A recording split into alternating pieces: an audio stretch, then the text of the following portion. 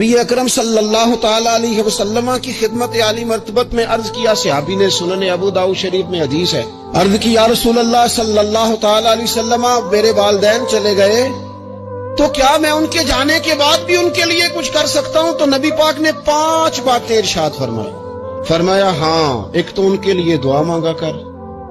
दूसरा अल्लाह के महबूब ने फरमाया उनके लिए इस्तिगफार किया कर, तीसरा रसूल करीम अलैहिस्सलाम ने फरमाया अगर उन्होंने किसी से कोई वादा किया था तो उसे पूरा कर दे, अगर तुझसे हो सके।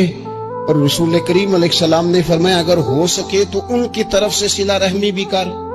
यानी उनके रिश्तेदारों से अच्छा सलूक कर, अपने चचाओं के साथ तू नेकी कर, और अगर तेरी वालदा की तरफ से तू नेकी करना चाहे तो अपने मामुओं के साथ, खालाओं के साथ तू अच्छा सलूक कर।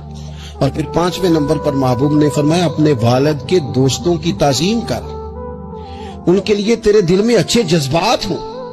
तू इकराम कर दोस्तों का।